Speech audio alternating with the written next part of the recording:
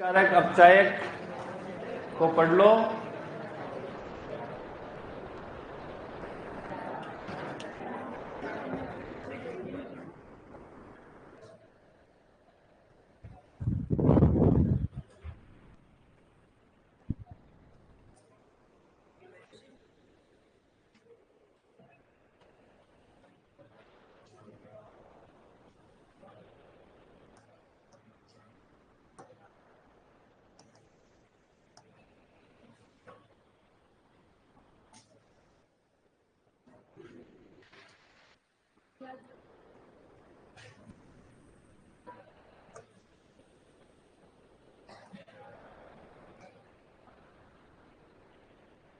पढ़ लिए? ऑक्सीकारक अपचायक। अब मैं एग्जाम्पल लिख रहा हूं। H2 plus I2 is equal to HI। लिख लो आप। HCl में N का ऑक्सीकरण नंबर कितना होगा? नाइट्रोजन का बड़ा -3 होगा, कार्बन का +2 होगा, हाइड्रोजन का +1 होगा। ये जो अभिक्रिया है, इस अभिक्रिया में हमें बताना है कि ऑक्सीकारक कौन है और अपचायक कौन है। तो सबसे पहले अभिक्रिया के बारे में यदि पता है तो काम हो जाएगा। ये H2 इसका ऑक्सीकरण कितना है? 0। I2 का कितना है? 0। ये जो आगे 2 लगाए जाते हैं, ये अभिक्रिया को संतुलित करने के लिए लिखे जाते हैं। पहले भी बताई थी मैंने ये बात। इसका आवेश से कोई संबंध नहीं होता। तो HI के अंदर H पर कितना ऑक्सीकरण अंक है? +1 और I पर -1। H +1 और I -1। H जो है वो 0 से कहां चला गया? +1 में। ऑक्सीकरण हुआ या अपचयन? ऑक्सीकरण। और ऑक्सीकरण हुआ तो ये किसका काम करेगा? अपचायक का काम करेगा। तो ये तो है अपचायक। और I जो है वो 0 से चला गया -1 में। तो क्या हुआ? अपचयन हो गया। तो ये अपचयन हो गया तो ये किसका काम करेगा? ऑक्सीकारक का काम करेगा। समझ गए मेरी बात? कर लोगे? हाँ।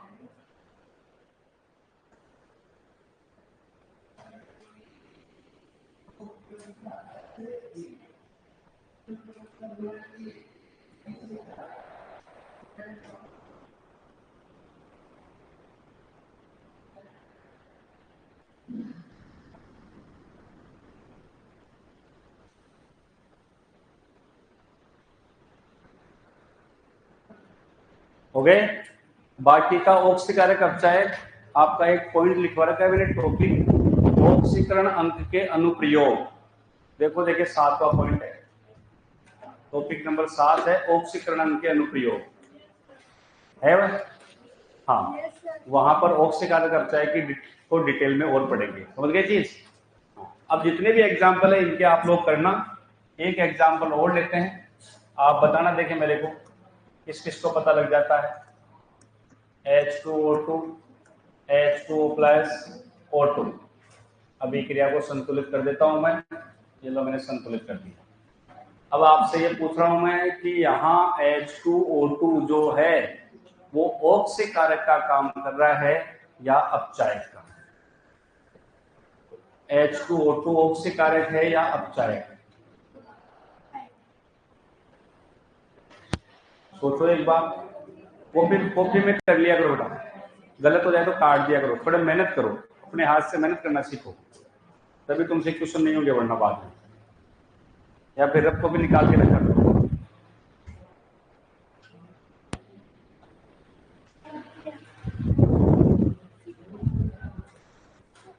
हाँ, 2 क्लास आएंगे बेटा में।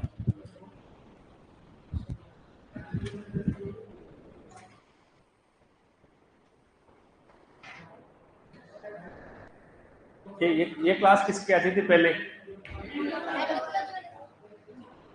कुलदीप सर, एंटोमोलॉजी है।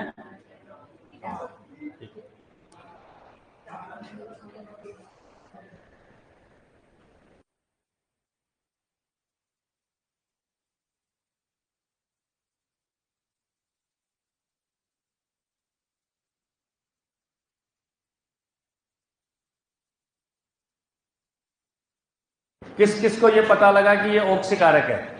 ऊपर हाथ करना देगा। और किस किस को ये पता लगा कि अपचायक है? किस किस को ये पता लगा कि दोनों है? और किस किस को ये पता लगा कि दोनों ही नहीं है? तो ऑप्शन बन गए। क्या बन गए? ऑप्शन बन गए। क्वेश्चन कोई बाहर से नहीं आते बेटा, क्वेश्चन मार्केट में नहीं मिलते। ऑक्सीकारक, ऊपर क्वेश्चन बना लेना। निम्न में H2O2 होता है। ऑप्शन दे दिया मैंने। ऑक्सीकारक, अपचायक, ऑक्सीकारक व अपचायक दोनों, और डी ऑक्सीकारक व अपचायक दोनों नहीं। कौन सा आ गया? तीसरा आ गया। ठीक है, तीसरा आ गया ऑक्सीकारक और अपचायक दोनों में। कैसे है?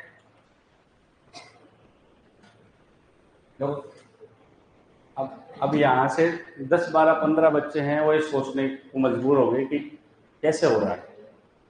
वो 10, 15 बच्चे कौन से बता दूं आपको? वो हैं जो सोचते तो बहुत बड़ा है, और उनके लिए एक वाक्य है कि कर्म कमेडी के मन राजा का सा। कहावत है शेखावटी में, कर्म कमेडी का और मन राजा का।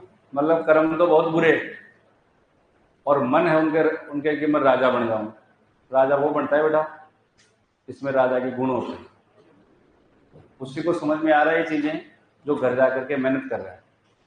और घर जा करके अब आज क्या वार? आज गुरुवार, कल शुक्रवार है, पनीर बनेगा। दीपावली आने वाली है, घर जाएंगे, पैक कर रहे हैं, सारे काम कर रहे हैं जो बिना काम के हैं। लेकिन जो एक काम का चीज है पढ़ ले, बस उसको छोड़कर। समझ रहे मेरी बात? हाँ आइए, मोस्ट वेलकम। तो बेटा फिर से कह रहा हूं मैं, अभी ज्यादा क्लास नहीं है, अभी भी जाग जाना, वरना आगे जो चैप्टर आने वाले हैं दिक्कत होने वाली है। घर जाकर के पढ़ना शुरू कर दो। H2O2 हाइड्रोजन पेरोक्साइड है, ये मैंने बात आपको पहले बता दी। दूसरी बात कि H2H2O2 है, इसे दो का कोई मतलब नहीं है, तो मेरे पास रह गया H2O2। H2O2 में हाइड्रोजन पेरोक्साइड है, एक तो ये बात पता है अपने को। नहीं पता तो हमें दोनों का ऑक्सीकरण अंक सबका देखना है। अब हाइड्रोजन किसके साथ है? ऑक्सीजन के साथ। इसका मतलब हाइड्रोजन का चार्ज कितना है? +A। कितना है? +A। तो इसका +1 अपने को पता लग गया। ऑक्सीजन का निकाल लो यहां से, तो हाइड्रोजन का प्लस का है 1 इंटू 2, इसका निकाल लो x। भाई कंफ्यूज हो इसी में है भाई, ये माइनस का 1, 2 कितने भी हो सकते हैं, इंटू 2 बराबर 0। कितना बन गया? +2 तो ये बन गए, ये बन गए 2x, ये बन गया 0। तो 2x बराबर -2 और x बराबर -2/2। तो माइनस का कितना आ गया? 1। और -1 होता है तो पेरोक्साइड होता है। क्या होता है? पेरोक्साइड। इसलिए ये हाइड्रोजन पेरोक्साइड है। यहाँ S जो है वो तो +1 में है, और हाइड्रोजन है वो -1 में। इधर आए H2 अपने को पता है, हाइड्रोजन का प्लस का 1 रेट 2, तो ऑक्सीजन का कितना आ जाएगा? -2 आ जाएगा। हाइड्रोजन प्लस का 1। O2 क्या होता है? 0 होता है। क्या होता है? 0। हाइड्रोजन में कोई परिवर्तन हो रहा है क्या? नहीं हो रहा। हाइड्रोजन नहीं हो रहा, ऑक्सीजन में हो रहा है क्या? तो ऑक्सीजन में हो रहा है। ऑक्सीजन -1 से कहां जा रहा है? -2 में। ऑक्सीजन हुआ या अपचयन? अपचयन हुआ। इसका मतलब ये किसका काम कर रहा है? ऑक्सीकारक कर रहा है। यहां देखिए -1 से किस में जा रहा है? 0 में। इसका मतलब ऑक्सीकरण हो रहा है। तो अब किसका काम कर रहा है? अपचायक। तो ऑक्सीकारक का काम भी कर रहा है और अपचायक का काम भी कर रहा है, तो दोनों का काम कर रहा है। समझ गए? लिख लो फटाफट से।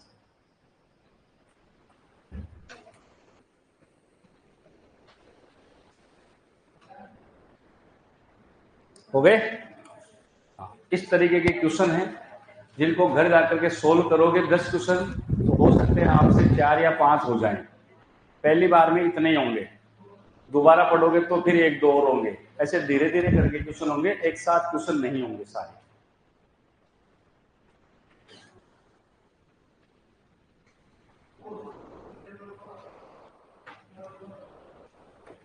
हो गए?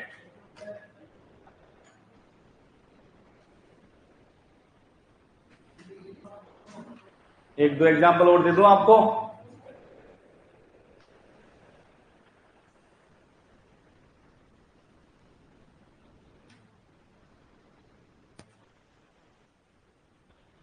चले क्या? जल्दी लिखा करो, जल्दी लिख लो, दीपावली आने वाली है।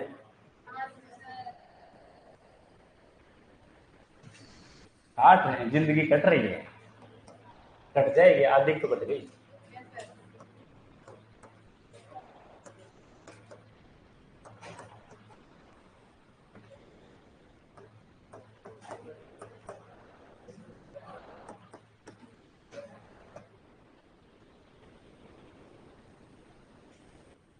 चेक करो, देखें कौन ऑक्सी कारक है, कौन अपचा है।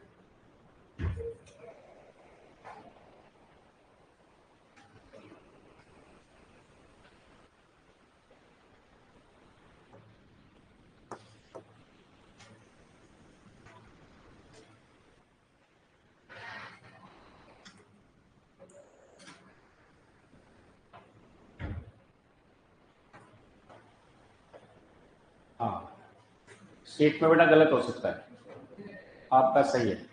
Fe2O3 में 8/3 ही होता है, ठीक है। शीट में गलत हो सकता है आंसर।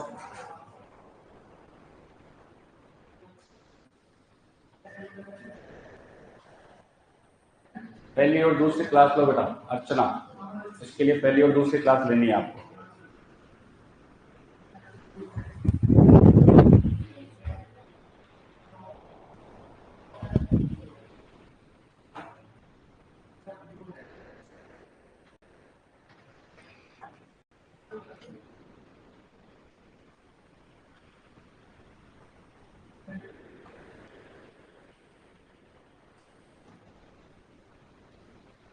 कौन है ऑक्सी कारक, पता लगा?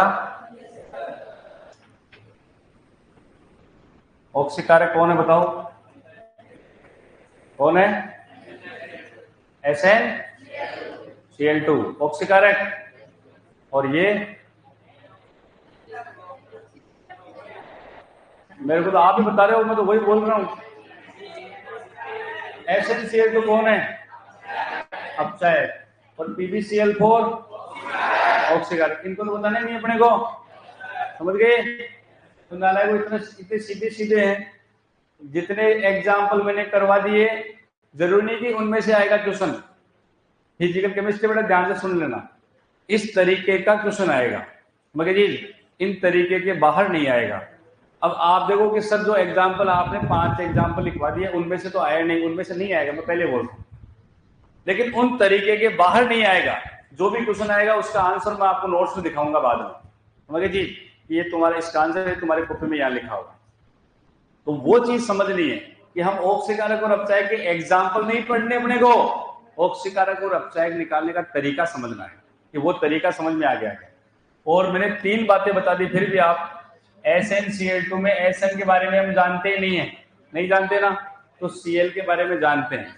Cl माइनस का A, तो -1 और -1 कितने हो गए? -2। बराबर करने के लिए कितने चाहिए? +2 चाहिए ना। तो Sn पे कितना आवेश है? +2। Cl पर कितना है? -1। वो ऊपर ऑक्सीकरण अंग लिखा जाता है, समझ गए जी? वो कुल आवेश है -2, 1 और 1 2, वो दोनों का है। एक पर कितना आवेश है? -1। और जो एक परमाणु पर आवेश होता है उसी को हम ऑक्सीकरण अंग बोलते हैं। पहली परिभाषा में लिखवा रखा है, किसी परमाणु पर उपस्थित आवेश ही उसका ऑक्सीकरण अंग कहलाता है। तो इस पर आवेश -1 ही तो है, -2 थोड़ी है, 2 तो दोनों का है, समझ गए मेरी बात? हाँ, PbCl का कितना होता है? -1, तो 4 पर माइनस के कितने हो गए? 4 हो गए, तो प्लस का कितना हो गया इधर? 4। ये प्लस का 4 है, ये माइनस का 1 है। इधर आ जाओ, Sn पर कितना हुआ? +4 हो गया ना। तो तो ये +4 है और ये -1 है और ये +2 और -1। Cl में तो कहीं पर कोई चेंज नजर नहीं आ रहा, तो Cl को देखना ही नहीं है। तो फिर किसको देखना है? Sn और Pb को। तो Sn और Pb में Sn कहां से कहां जा रहा है देख लो, +2 से +4। ऑक्सीजन या ऑक्सीजन? ऑक्सीजन हो रहा है। ऑक्सीजन वाला किसका काम करेगा? ये अपचायक का काम करेगा, समझ गए? और Pb +4 से किसमें जा रहा है? +2 में। तो अपचयन हो रहा है 2 ऑक्सीकारक। ये क्या है? ऑक्सीकारक। समझ गए क्या आप? बस लिख लो फटाफट से, नया टॉपिक चलेगा। फिर क्या हो गया? नहीं समझ में आई? अरे आ जाएंगे, धीरे धीरे आ जाएंगे। इनको पढ़ते रहो, बुढ़ापे तक काम आते हैं। कहाँ तक आते हैं? बुढ़ापे तक। मेरे आ रहे ना? नहीं आ रहे? हाँ आ रहे हैं।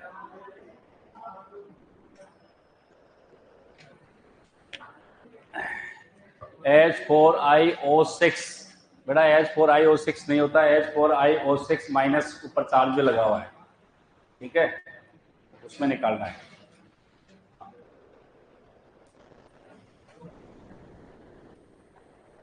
H4iO6 माइनस ये दिया हुआ है, एक्सरसाइज शीट में क्वेश्चन है इसका। हो गए? अब लिखो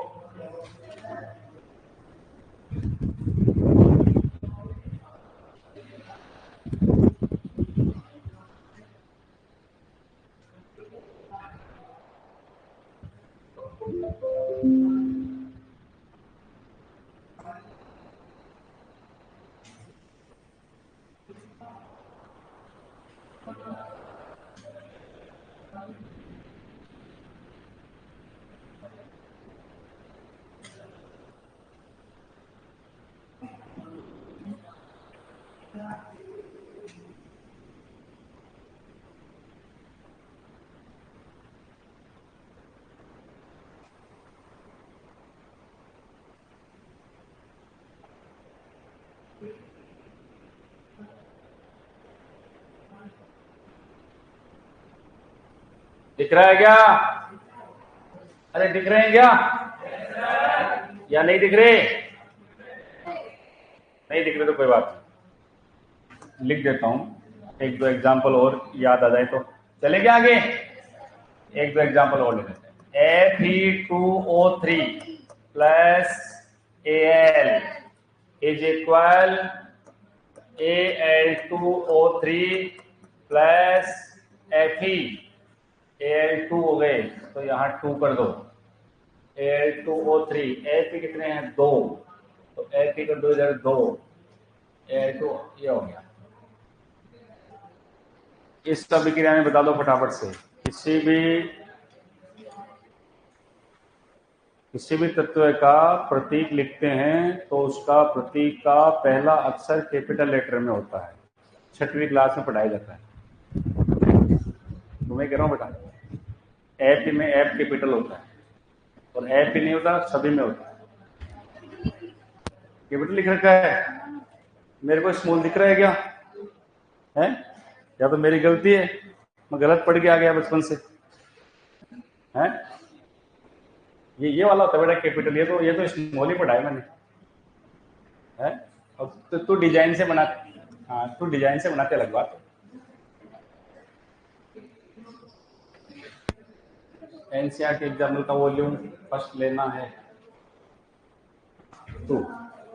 हाँ एनसीईआरटी एग्जाम्पल, हाँ वो बेटा आपके ऊपर डिपेंड है बेटा। ये मेरी तरफ से कुछ नहीं है, मैंने किसी को कोई बुक सजेस्ट नहीं की है। मेरी तरफ से मैंने बता दिया, नोट्स पढ़ो और एनसीईआरटी बुक पढ़ो। एग्जाम नहीं, मास्टर ऑफ एनसीईआरटी नहीं, मेरी तरफ से एनसीईआरटी पढ़ो केवल, गवर्नमेंट बुक। हो गया क्या? बता दिया क्या आपने? कौन है ऑक्सीकारक? Fe2O3 है क्या? ऑक्सीजन का कितना? -2, तो 2 2 4 और 2 माइनस का कितना हुआ? बराबर करने के लिए कितने चाहिए? प्लस के 6। प्लस के 6 कितने एफ के हैं? 2 के। तो 1 पर कितना है? प्लस 3। अरे 2 आदमियों के पास 6 रुपए हैं, तो एक के पास कितने हुए? 3। यहाँ प्लस का 3 है और यहाँ माइनस का 2 है। यहाँ कितना है? 0। इधर कितना है? प्लस 3। आराम से घर पे निकालना, -2 और यहाँ 0। समझ गए? ऑक्सीजन -2 से -2, Fe प्लस 3 से किसमें? Fe प्लस 3 से 0 में। ऑक्सीजन हुआ या अपचयन? अपचयन। अपचयन हुआ तो फिर क्या होगा? ये ऑक्सीकारक होगा। क्या होगा? ऑक्सीकारक। और एल्यूमिनियम कहां से कहां चला गया? +3। ऑक्सीकरण हुआ तो किसका काम करेगा? अपचायक का काम करेगा। समझ गए बात?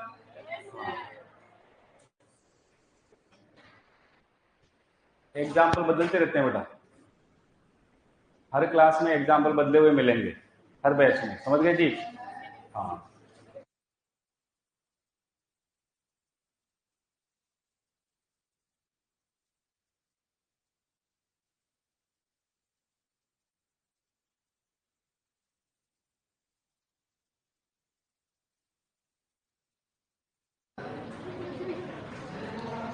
हो गए?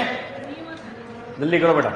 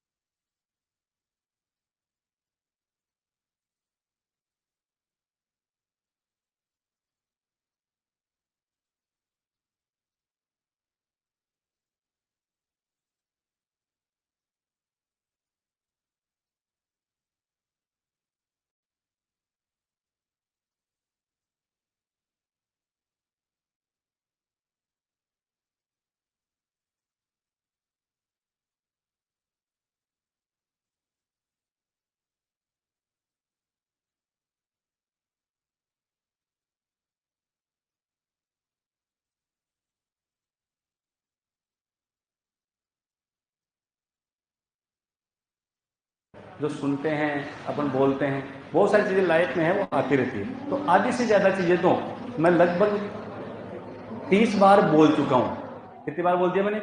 30 बार। तो कुछ चीजें तो ऐसी तो इतनी बार सुन ली होगी हमने, तो सुनने से याद हो जाएगी। जैसे जैसे मैंने 10 बार बोल दिया होगा अब तक कि जिसका ऑक्सीकरण होता है वो अपचायक, जिसका अपचयन होता है वो ऑक्सीकरण। इसको तो याद रखने की जरूरत ही नहीं है। अब अपने को ऑक्सीकरण और अपचयन देखना है। ऑक्सीकरण और अपचयन देखने का यहाँ का मैटर ही नहीं है, वो पहले और दूसरी क्लास का मैटर है। अरे है नहीं? ऑक्सीकरण अपचयन तो नया टॉपिक तो है ही नहीं ना। फिर ये फिर अपने को दिक्कत आ रही है। इसका मतलब एक ही चीज है कि वो पीछे वाली चीजें अपने क्लियर नहीं है बेटा। मगर जी तो पहले मेहनत वहां पे जाके करो। समझ रहे हैं? हर चीज का तरीका होता है। चलो अब एक दो और बता दूं क्या आपको? एक दो और बता दें। एक लिख लो, घर पे, घर से करना है अब आपको, घर से करना है। एक एग्जाम्पल ये लिख दो, CH4 plus 2O2, CH4 plus 2O2 is equal CO2 plus 2H2। लिख लो इसको, घर जाके प्रैक्टिस करना है। कर दोगे? CH4 plus 2O2 is equal CO2 plus 2H2। हो गया होगा?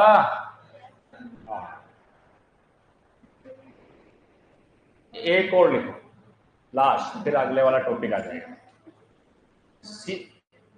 दिख रहा है क्या? दिख रहा है।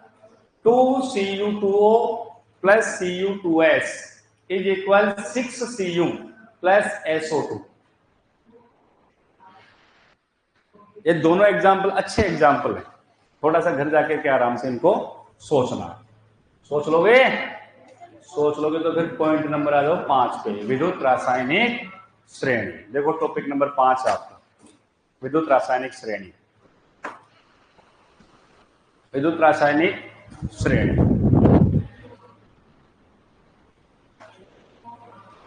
विद्युत रासायनिक श्रेणी।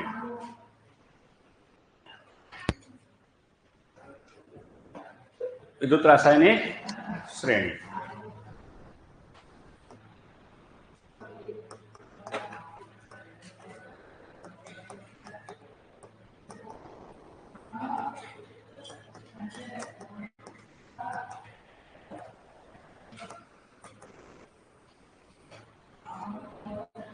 ECS, electrochemical series, electrochemistry chapter में पढ़ाऊंगा डिटेल से। यहाँ इतना ही पढ़ेंगे जितना अपने को यहाँ पर जरूरत है, समझ गए? अब देखो विद्युत रासायनिक श्रेणी क्या है, समझना। पहले मैं आपको एक सामने 2 चीजें लिख रहा हूं, लिखना नहीं आपको किसी को भी, समझाने के लिए लिख रहा हूं केवल।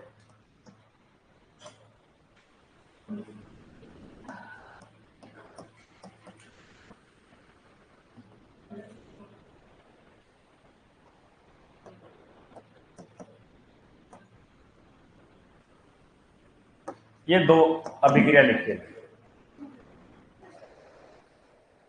पहले देखो सही है क्या दोनों? सही है क्या? सही है? दोनों सही है? इनमें से एक ही सही है, एक गलत है।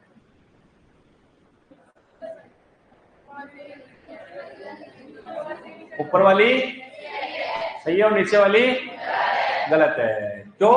क्योंकि ऊपर वाली सुंदर दिख रही है और नीचे वाली सुंदर है, यही कारण है। तो इसी चीज को समझने के लिए ये पॉइंट आता है विद्युत रासायनिक श्रेणी, कि हमें ये पता हो कि कौन सा तत्व ज्यादा क्रियाशील है और कौन सा तत्व कम क्रियाशील। तो तत्वों की एक ऐसी श्रेणी, तत्वों की एक ऐसी श्रेणी जो तत्वों की क्रियाशीलता के बारे में जानकारी देती है, विद्युत रासायनिक श्रेणी कहलाती है। किसके बारे में जानकारी देती है?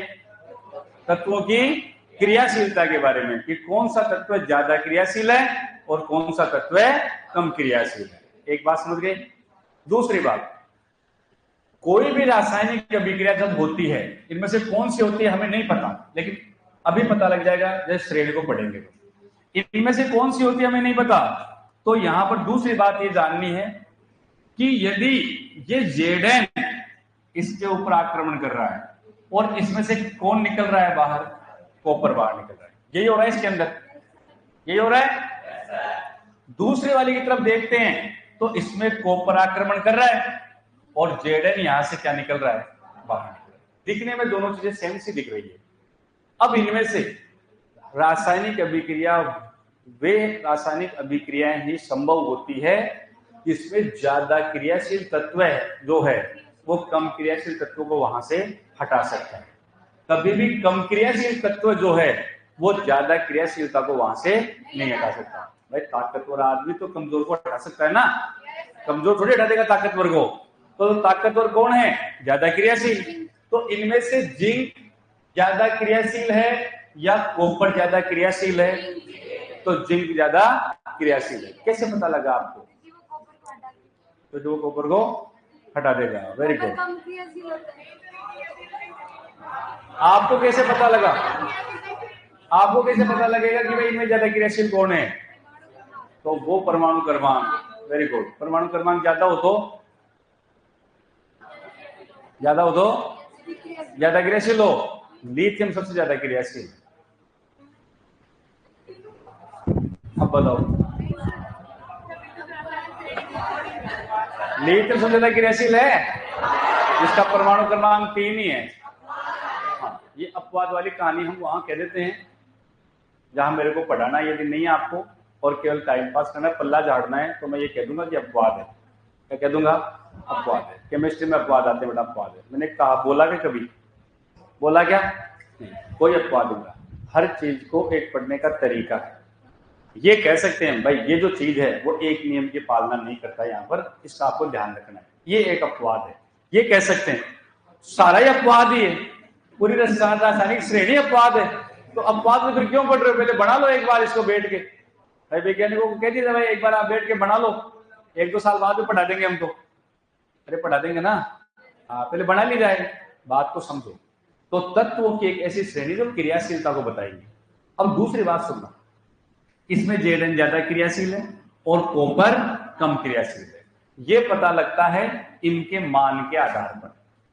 इनके मान होते हैं, वो मान अपने को याद होने चाहिए। वो मान कहाँ है अपने पास में? वो है विद्युत रसायन, वो विद्युत रसायन जो चैप्टर है इलेक्ट्रोकेमिस्ट्री CUET का, वहां पर। और वो मान अपने को बताने के बाद भी याद नहीं होंगे, समझ गए? तो इसका एक बढ़िया सा ट्रिक बना रखा है अपन ने। क्या बना रखा है? ट्रिक बना रखा है। इसकी छोटी सी एक श्रेणी होती है जिसको 10वीं क्लास में सक्रियता श्रेणी के नाम से जानते हैं। क्या जानते हैं? सक्रिय श्रेणी। वहां छोटे से 8-10 तत्व दे रखे ना, यहाँ सारे तत्व होते हैं। तो वो इसी का एक छोटा सा भाग होता है। अब मैं पूरी श्रेणी बता रहा हूं यहाँ पर कि क्रियाशीलता कैसे बताएंगे। तो क्रियाशीलता बताएंगे कि लालू के बाप स्कूटर के नीचे मरे। क्या बोला मैंने? लालू के बाप स्कूटर के नीचे मरे। अलादीन मेरी जान, अलादीन मेरी जान, अलादीन मेरी जान। तो अलादीन मेरी जान बोलते पीछे से आवाज आई। हाँ, वो जान सोना बाबू वाला बात नहीं कर रहा हूं मैं, जान, समझ गए? अलादीन मेरी जान, कार फिर केड़े को निकलेगी, कार फिर केड़े को निकलेगी। लालू के बाप स्कूटर के नीचे मरे। अलादीन मेरी जान, कार फिर केड़े को निकलेगी। केड़े शब्द जोड़ा है, केड़े यानी कहां। भाई कार फिर कहां को निकलेगी, पर कहां क्या है? सूट नहीं बैठ रहा, तो केड़े कर दिया वहां, क्योंकि केडमियम आएगा CD। क्या आएगा? केडमियम आएगा। केडे जयपुर की भाषा का शब्द है, केड़े जा रहे हो ना। हाँ, कार फिर केड़े को निकलेगी। सन पागल है, सन पागल है। गाना था ना, ये लड़की पागल है, पागल है, पागल है। सन पागल है, सन पागल है। छापा, CHAPPA, छापा। क्या है? छापा। ये सब काम आएगा, याद हो जाएगा सब। अब सुनना मेरी बात, ये एक ऐसी चीज है जो आपके सारे क्वेश्चन सोल्व करवा देगी। आपको किसी मान की जरूरत नहीं है, और ये याद रहेगा ना। तो इलेक्ट्रोकेमिस्ट्री चैप्टर पढ़ेंगे अपन, उसमें भी अपने को पूरी हेल्प करने वाला है। ये जो पॉइंट है केवल 5वां पॉइंट इलेक्ट्रोकेमिस्ट्री पढ़ने के लिए सबसे ज्यादा जरूरी है। हम समझ गए जी? इसलिए इसको वेरी इंपॉर्टेंट लगा लो, very important for electrochemistry. Hindi में लिखोगे? हाँ, बहुत महत्वपूर्ण CUET के लिए। तो समझ गए? हाँ, महत्वपूर्ण, हाँ। अब सुनो, वापस से मेरे साथ बोलना। लालू के बाप स्कूटर के नीचे मरे। अलादीन मेरी जान,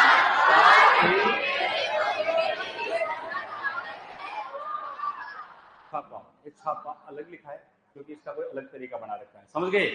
अब सुनना मेरी बात। लालू के बाप स्कूटर के नीचे मरे। अलादीन मेरी जान, कार फिर तेरे को पागल है। लालू के बाप स्कूटर के नीचे मरे। अलादीन मेरी जान, कार फिर केड़े को निकलेगी। सन पागल है। 2-4 बार पढ़ोगे ना तो याद हो जाएगी। इधर है छापा। ये छापा अलग है। इसका कारण बताऊंगा, अभी एग्जाम्पल दूंगा। ये छापा में है बेटा CU, HG, A, P, P, A, इसको मैंने अभी रोका एक बार। C का मतलब CU, H का मतलब HG, A 2 बार आ गए, कंफ्यूज हो जाओगे। एक तो होता है ओरम, सोना बोलते हैं, और एक होता है AG, जिसको चांदी बोलते हैं। समझ गए चीज? ये ओरम होता है, गोल्ड सोना बोलते हैं ना, हाँ सोना। 197 ग्राम परमाणु भार होता है, सही है क्या? पढ़ा लिखा आदमी गलती से जाने का। हाँ, AG 108 ग्राम होता है। वो सोच रहा था कि सर को इसका नहीं आता होगा। हाँ। शक नहीं करना है कभी, मेरे पे शक नहीं करना है। अरे करते हो क्या?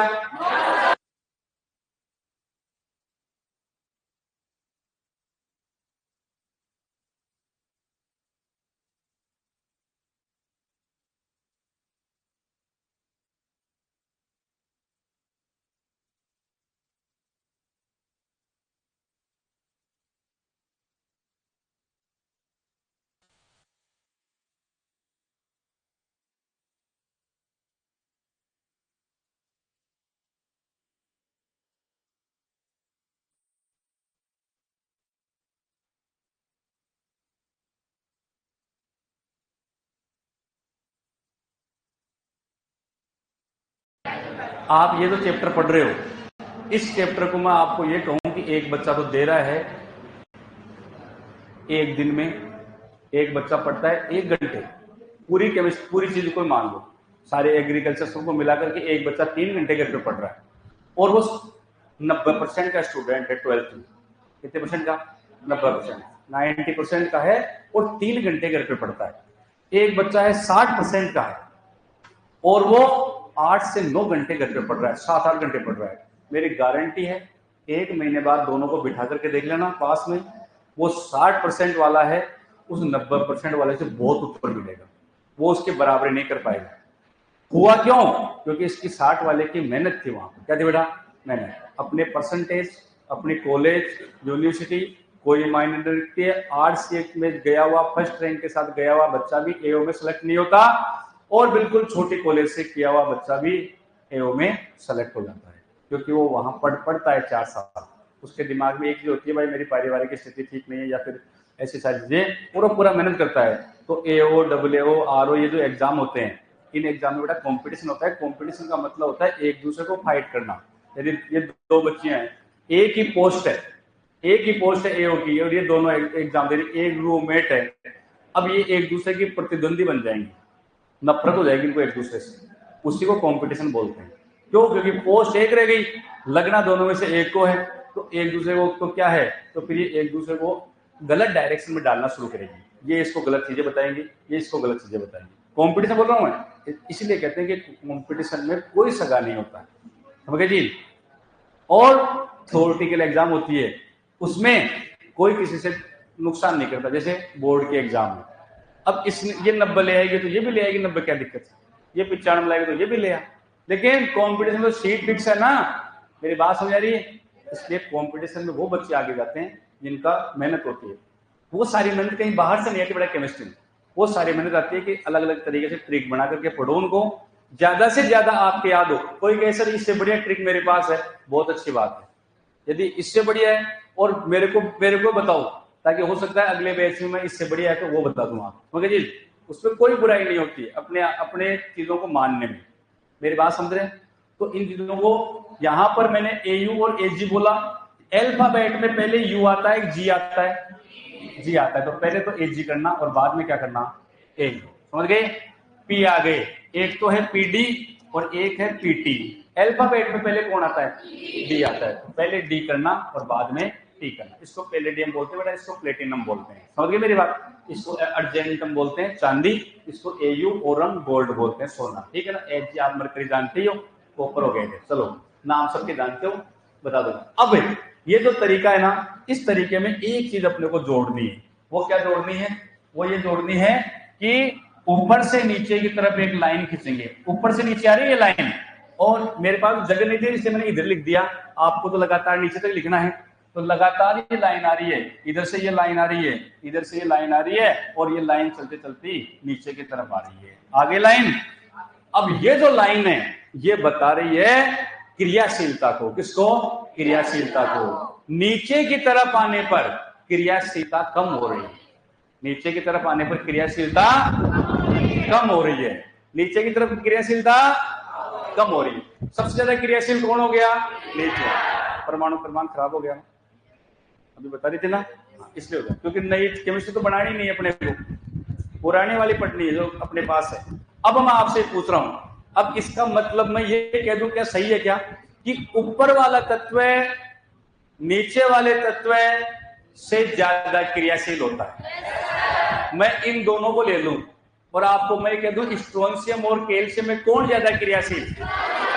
स्ट्रोंशियम। बात समझ आई मेरी? अब इसमें Zn और कॉपर को ढूंढो, कहां कहां है? Zn ऊपर है और कॉपर, तो किसकी क्रियाशीलता ज्यादा? Zn की क्रियाशीलता ज्यादा। तो Zn ज्यादा क्रियाशील है तो वो कम क्रियाशील को वहां से हटा देगा, तो ये अभिक्रिया तो हो जाएगी। लेकिन ये रह गया कम क्रियाशील, तो ये अभिक्रिया नहीं होगी, यहां कोई उत्पाद नहीं बनेगा, यहां बनेगी नो रिएक्शन। क्या बनेगी? नो रिएक्शन, कोई रिएक्शन आगे नहीं बढ़ेगी। समझ गए जी?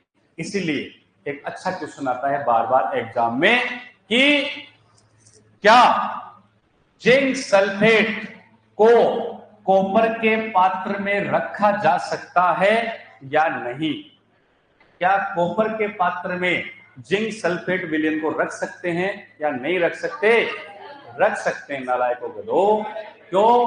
क्योंकि वो कोई क्रिया नहीं करेगा, तो जैसा हमने रखा वैसा का वैसा ही रह जाएगा वो। लेकिन आप जिंक के पात्र में यदि कॉपर सल्फेट के विलयन को डाल दिए तो थोड़ी देर बाद कुछ नया ही बन जाएगा, इधर बन जाएगा ना, और वो जो चीज रखी थी आपने वो क्या हो गई? खराब हो गई। बहुत फेमस क्वेश्चन है बोर्ड का, केमिस्ट्री का, पीसीएम पीसीबी के लिए कई बार आता रहता है। ये सारे ऐसे क्वेश्चन कि इसको इसके साथ रखा जा सकता है क्या, ये सारी क्रियाशीलता पर आधारित होते हैं। झूठ बोल रहा हूँ क्या? नहीं बोल रहा। चलो अब पॉइंट पे आते हैं, 5 मिनट बचे अपने पास, तो लिखना है फटाफट। क्या होगा? हाँ लिखाएंगे, सिस्टमेटिक तरीके से लिखवाएंगे। अब लिखो फटाफट से, लिखो तत्वों की वह श्रेणी, तत्वों की वह श्रेणी तत्वों की वह श्रेणी जो क्रियाशीलता के बारे में जानकारी देती है, जो क्रियाशीलता के बारे में जानकारी देती है, क्रियाशीलता के बारे में जानकारी देती है,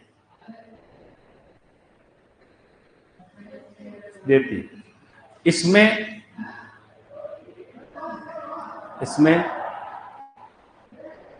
जब इसमें लिखते हैं ना बेटा तो एक जगह होता है, अलग अलग नहीं होता है।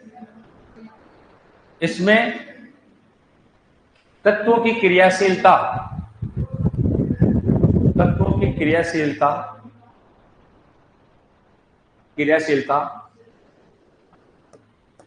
मानक इलेक्ट्रोड विभव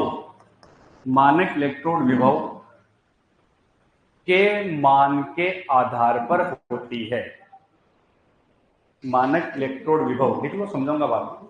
मानक इलेक्ट्रोड विभव के मान के आधार पर होती है, मान के आधार पर होती है। किसके आधार पर होती है? मानक इलेक्ट्रोड विभव। इसको अंडरलाइन कर लेना, मानक इलेक्ट्रोड विभव, ये पॉइंट अगली क्लास में समझेंगे। मानक इलेक्ट्रोड विभव के मान के आधार पर होती है।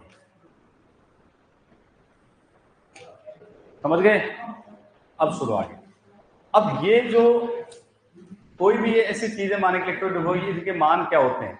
इनके मान फिक्स होते हैं जो केमिस्ट्री के अंदर प्रयोगशाला में प्रयोग करके ज्ञात किए गए हैं। लेकिन वो मान हमें कैसे पता लगे? तो वो अपनी किताब के अंदर पूरी श्रेणी बनी हुई है और उस श्रेणी के अंदर वो मान लिखे हुए हैं, तो या तो उनको याद करो।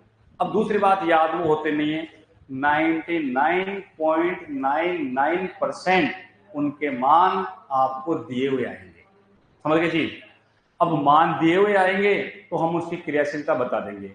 बस केवल अपने को ये पता होना चाहिए कि कैसे पता लगता है, वो बात अपन इसकी चर्चा करेंगे अगले पीरियड में। समझ गए चीज, उसमें बात करेंगे। तो मान इलेक्ट्रोड विभव मान के आधार पर कोई अपने से कभी पूछ ले कि भाई विद्युत रासायनिक श्रेणी किस आधार पर बनी हुई है, तो हम कहेंगे क्रियाशीलता के आधार पर बनी हुई है। किसके आधार पर है? क्रियाशीलता के।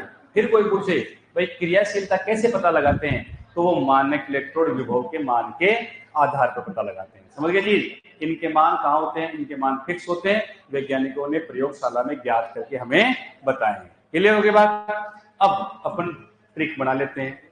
तो लिखो, नीचे लिखो विद्युत रासायनिक श्रेणी। लिखने की जरूरत नहीं है, पहले लिखा हुआ। आप तो ये करो, इसको बना लो फटाफट से, पूरा बनाना। लेकिन अगले पीढ़ी बात करूंगा इसके ऊपर से नीचे की तरफ बनाना, ऐसे मेरी तरफ 3 भागों मत बनाना। ओके, कंटिन्यू बनाना आप लोग।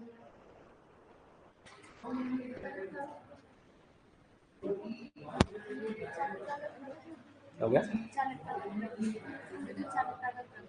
विद्युत चालकता का क्रम,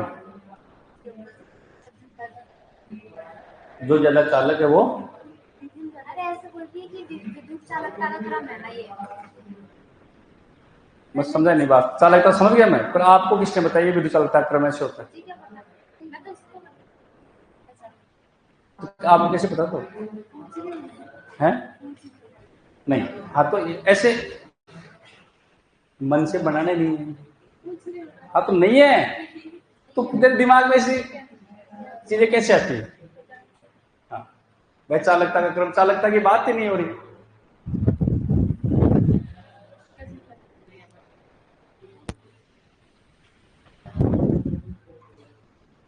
क्वेश्चन तो आने चाहिए आपके दिमाग में, अच्छे आने चाहिए।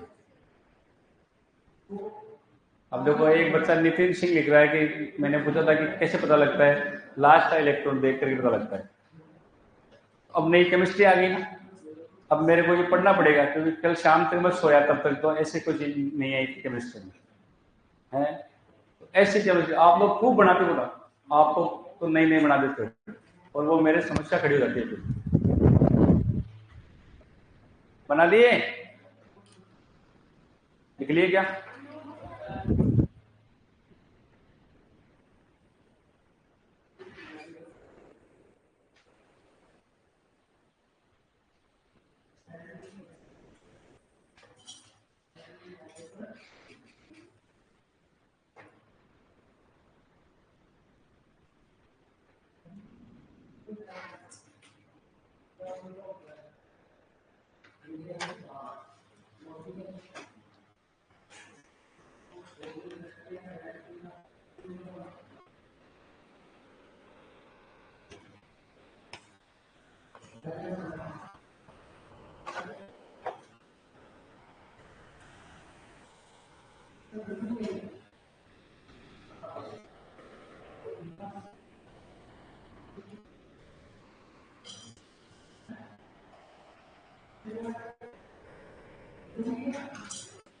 ऊपर से नीचे एक लाइन खींचो,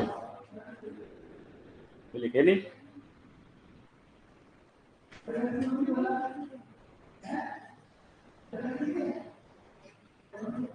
तो लिखो, टाइम हो गया फिर तो।